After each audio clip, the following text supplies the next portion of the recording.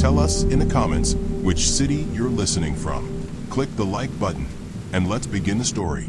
14-year-old Daniel Carter stood in the rain outside his childhood home in rural Pennsylvania, watching through the window as his stepmother Patricia packed his belongings into garbage bags. He had lived in that house for 8 years, but tonight everything had changed. What he didn't know was that being forced out would lead him to discover a place that had been waiting for him, a place that would reveal secrets about his own family that no one had dared to speak aloud. The Carter family had once been whole. Daniel's mother, Rebecca, died when he was 6 years old after a sudden illness that no one saw coming. His father, Thomas Carter, remarried 2 years later to Patricia, a woman from the next town who seemed kind at first, but gradually revealed a different nature. For 6 years, Daniel tried to be invisible, tried to avoid conflict, tried to make his father proud despite Patricia's growing resentment toward him. But his father's sudden death 3 months ago changed everything. Thomas Carter died of a heart attack while working late at his construction company office. The funeral was small, attended by a few dozen people from their rural community. Daniel stood at the graveside in a borrowed suit that was too large, watching as they lowered his father into the ground. Patricia stood beside him, dry-eyed, already calculating her next move. Within days, Patricia informed Daniel that the house was hers now, legally left to her in Thomas's will. Daniel had assumed he would continue living there until he finished high school, but Patricia had other plans. She wanted him gone. She never said it directly at first, but her actions made it clear. She stopped cooking meals for him. She began locking the refrigerator at night. She started inviting her adult son from a previous marriage to stay in Daniel's room, forcing him to sleep on the living room couch. The final confrontation came on a Friday evening in late October. Daniel had returned home from school to find all his belongings piled in the front hallway.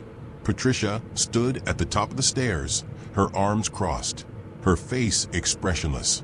"You need to leave," she said simply. "This is my home," Daniel replied, his voice shaking. "This is my house," Patricia corrected. "Your father left it to me. You're 14 years old. You can go to social services or figure it out yourself, but you're not staying here." "I have nowhere to go." "That's not my problem."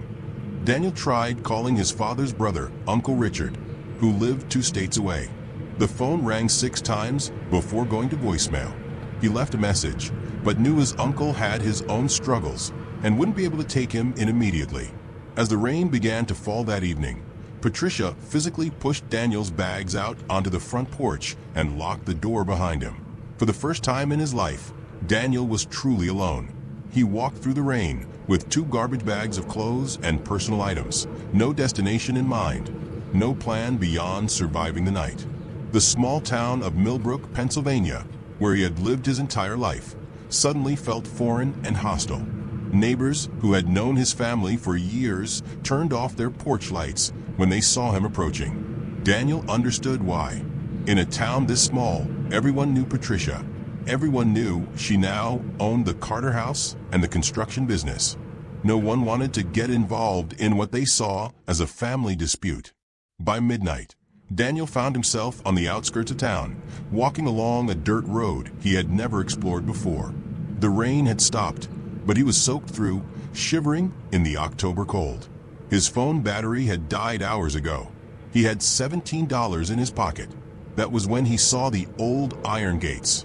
They were partially hidden by overgrown bushes and wild vines, set back from the road in a way that made them almost invisible unless you were looking directly at them. The gates were ornate, clearly very old, with rusted metal scrollwork forming patterns Daniel couldn't quite make out in the darkness. Beyond the gates, a long driveway disappeared into thick woods. Daniel had lived in Millbrook his entire life and had never noticed these gates before. He pushed against them, expecting resistance, but they swung open easily, as if recently oiled. He walked up the driveway, his wet shoes crunching on gravel, until the trees opened up to reveal something that took his breath away. An enormous Victorian mansion stood before him, 3 stories tall, with towers and gabled roofs and stained glass windows that caught the moonlight. The house was clearly abandoned, shutters hung loose, paint peeled from the wooden siding, and several windows were broken. but there was something majestic about it even in decay. Daniel approached the front door and found it unlocked. He pushed it open and stepped inside. The interior was breathtaking. A grand staircase curved up to the second floor. Crystal chandeliers hung from high ceilings, covered in decades of dust. Furniture sat beneath white sheets like ghosts frozen in time. But what caught Daniel's attention was the portrait hanging above the fireplace in the main hall. It was a family portrait painted in oils, showing a man, a woman, and a young boy about Daniel's age. The man wore a dark suit from what looked like the 1920s. The woman was elegant in a long dress. The boy stood between them, serious-faced, his hand resting on a wooden toy horse. Daniel stepped closer to read the small brass plate at the bottom of the frame. The Carter family, 1924. Daniel's heart began to pound. Carter was his last name. This house, this abandoned mansion hidden in the woods outside town, belonged to people with his family name. But how was that possible? His father had never mentioned owning property like this. His father had worked in construction his entire life, lived in a modest house, drove an old truck. There was no wealth, no mention of estates or grand houses. Daniel explored the first floor, finding a library with floor-to-ceiling shelves still filled with books, a dining room with a table set for 12, a kitchen with old-fashioned appliances that looked like museum pieces. Every room was frozen in time, as if the residents had simply walked away one day and never returned. On the second floor, he found bedrooms still furnished with beds and dressers and personal items. One room clearly belonged to the boy from the portrait. Model airplanes hung from the ceiling. Books about adventure and exploration lined a small shelf. A baseball glove sat on the dresser, leather cracked with age. In the closet, Daniel found clothes that would have fit a boy his size. Without fully understanding why, he changed out of his wet clothes and put on a dry shirt and pants from the 1920s. They fit perfectly. Then he found the letters. They were stored in a wooden box beneath the bed, tied with ribbon. Daniel sat on the floor and began reading by the light of his dying phone flashlight. The letters were written by the boy in the portrait, whose name was Jonathan Carter, to his father, Thomas Carter Sr. But these weren't ordinary letters. They were pleas for help. "Father, I cannot stay here any longer. She has become cruel in ways I cannot describe. Mother would never have allowed this. Please come home from your business in Philadelphia. I need you." Another letter, dated 3 months later. "Father, I am writing to you again, though I have received no response to my previous letters. My stepmother has forbidden me from leaving the house. She locks my door at night. She says I am not your real son and have no claim to this house or your name. Please, I am begging you come home." The final letter was dated December 15th, 1924. "Father, if you receive this letter, know that I have had to leave. I cannot survive here any longer. I am taking what little I can carry and going to find you myself in Philadelphia. If I do not reach you, please know that I tried to be brave as you taught me. Your son, Jonathan." Daniel's hands shook as he read the letters. This was his family's history. A boy named Jonathan Carter, living in this house in 1924, driven out by a cruel stepmother, just as Daniel had been driven out tonight. The parallel was impossible to ignore. But what had happened to Jonathan? Had he made it to Philadelphia? Had he found his father? Daniel searched the rest of the room and found a journal hidden in a drawer of the nightstand. The entries were written in the same handwriting as the letters, but the tone was different, darker, more desperate. October 3rd, 1924. Father has been gone for 6 months now, working on his business ventures in Philadelphia. He promised to return by my birthday, but that day has come and gone. My stepmother, Constance, grows more hostile each day. She says I am a burden. She says the house and the fortune should belong to her son from her previous marriage, not to me. November 12th, 1924. Constance has begun selling father's possessions. Paintings, furniture, silverware. She says she needs the money to maintain the house, but I see her buying expensive dresses and jewelry. I tried to write to father again, but I discovered she has been intercepting my letters. None of them ever left the house. December 1st, 1924, I have made my decision. I will leave this house and find Father myself. I have saved a small amount of money from the allowance Father left for me. I will take the train to Philadelphia and go to his office building. Surely someone there will know where he is. The journal entries stop there. Daniel searched the rest of the house through the night, looking for more clues about what had happened to Jonathan Carter. In the library, he found old newspapers from 1925, carefully preserved in a wooden cabinet. One headline made his blood run cold. Boy's body found in Delaware River. Identified as Jonathan Carter, 14, son of prominent businessman. The article was brief but devastating. Jonathan's body had been discovered 3 days after he ran away from home, drowned in the Delaware River while trying to board a barge headed to Philadelphia. The death was ruled an accident, though some witnesses reported seeing the boy in distress, calling for help that never came. Thomas Carter Sr. had arrived from Philadelphia too late. The funeral was held on December 24, 1924. According to the newspaper, Thomas died of grief less than a year later, leaving the estate to his widow, Constance, who sold the property and disappeared. But the house had never been sold. Daniel discovered this in a stack of legal documents he found in Thomas Sr.'s study on the 3rd floor. The documents showed that Thomas had attempted to change his will before he died, wanting to leave the house in trust for any descendant of the Carter family who should need it. But the change was never finalized. Constance had contested it, and the legal battle had dragged on for years until everyone involved had died or given up. The house had sat empty ever since, technically owned by the county, but never put up for sale due to the unresolved legal status. Daniel read through the night, piecing together the tragic story of his ancestor. Jonathan Carter had been driven from this house by a cruel stepmother, just as Daniel had been driven from his own home. Jonathan had died trying to reach his father. Daniel had survived, but only barely. As dawn light began filtering through the dirty windows, Daniel made a decision. He would not let this house remain abandoned. He would not let Jonathan's story be forgotten.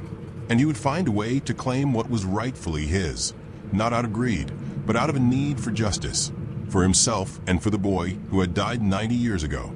But first, he needed to understand the legal reality of his situation. Daniel spent the next several days living secretly in the mansion, careful not to draw attention from anyone who might pass by on the road. He used the kitchen's old hand pump to access well water. He found canned goods in the pantry that were decades old but still sealed. He slept in Jonathan's room, wrapped in blankets he found in a linen closet. During the day, he walked to the town library and used the public computers to research property law, estate law, and family genealogy. What he discovered was both encouraging and frustrating. The house was indeed still legally tied up in the unresolved estate of Thomas Carter Sr. The county had taken nominal ownership due to unpaid taxes, but had never been able to sell it because of the contested will. If Daniel could prove he was a direct descendant of Thomas Carter Sr., he might have a legitimate claim to the property. He began tracing his family tree. His father, Thomas Carter Jr., had been named after his grandfather, which meant Thomas Sr. was Daniel's great-grandfather. Jonathan Carter was his great-uncle, the brother his grandfather never talked about, the family tragedy that had been buried and forgotten. Daniel photocopied every document he could find at the county clerk's office: birth certificates, death certificates, marriage licenses, property records. He built a complete genealogical chain proving his connection to the Carter family and to this house. But proving a connection wasn't enough. He needed legal representation, and at 14 years old with $17 to his name, he had no way to hire a lawyer. That's when he met Eleanor Grant. Eleanor was a retired lawyer who volunteered at the town library, helping people with basic legal questions. Daniel had seen her several times during his research trips, but had been too afraid to approach her. Finally, on his 5th visit, she approached him. "I've noticed you've been researching estate law," she said gently. "Are you working on a school project?" Daniel hesitated, then decided to tell her the truth. He explained everything: his father's death, Patricia forcing him out, finding the mansion, discovering Jonathan's story, and the legal documents showing his claim to the property. Eleanor listened without interruption. When he finished, she was silent for a long moment. "Do you have proof of all this?" she finally asked. Daniel showed her the photocopied documents, the genealogical chain, the photographs he had taken of the house and Jonathan's belongings. Eleanor studied everything carefully, then looked at Daniel with an expression he couldn't quite read. "This is extraordinary," she said. "If what you're telling me is true, you may have a legitimate claim to one of the most valuable properties in the county. But there are serious complications." "What kind of complications?" "First, you're a minor. You can't legally own property or represent yourself in court.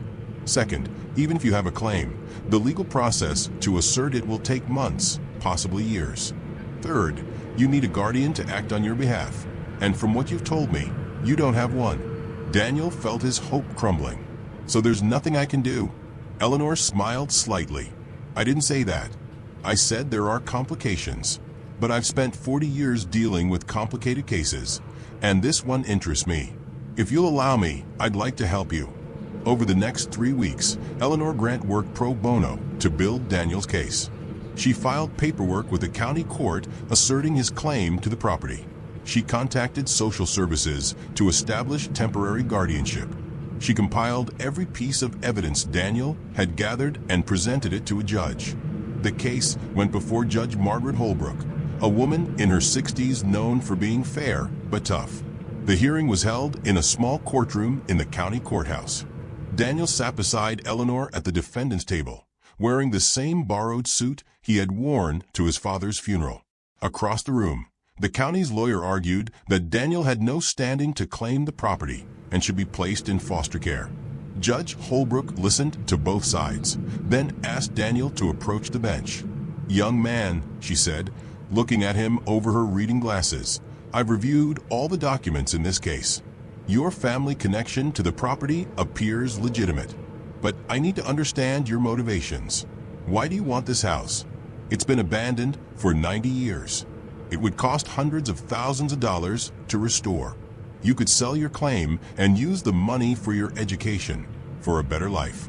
Why do you want to keep it?" Daniel had prepared for this question. "Your Honor, when I found that house, I also found letters written by my great-uncle Jonathan.